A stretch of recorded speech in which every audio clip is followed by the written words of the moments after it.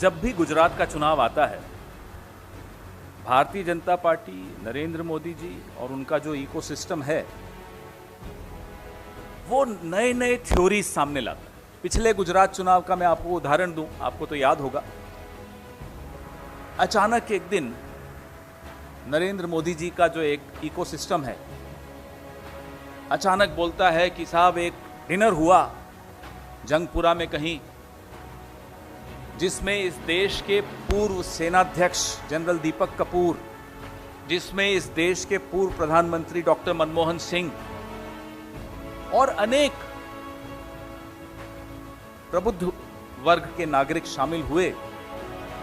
और वो षड्यंत्रकारी एक डिनर था, उसमें षड्यंत्र रचा जा रहा था कैसे मोदी जी को हराना है।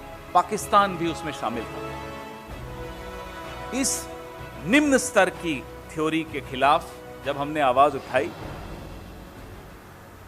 नरेंद्र मोदी को माफी मांगनी पड़ी डॉक्टर मनमोहन सिंह से गुजरात चुनाव के बाद संसद में। यह आपको तो याद ही होगा। बहुत कम होता है ऐसा कि नरेंद्र मोदी जी माफी मांगते हैं। गलतियां 1000 करते हैं, माफी एक बार मांगते हैं। फिर से गुजरात चुनाव आ रहा है, फिर से वही थ्योरी शुरू हो गई। हर बार गुजरात चुनाव जब आता है तो कभी अंसारी जी का नाम लेकर शुरू हो जाएंगे, कभी स्वर्गीय अहमद पटेल जी का नाम लेकर शुरू हो जाएंगे।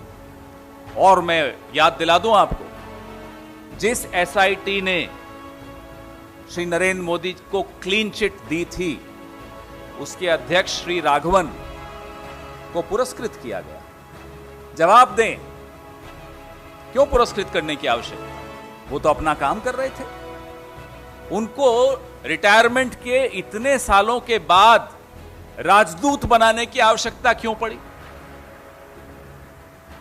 तो नरेंद्र मोदी जी को अब समझ लेना चाहिए कि काठ की हांडी बार बार नहीं चढ़ती।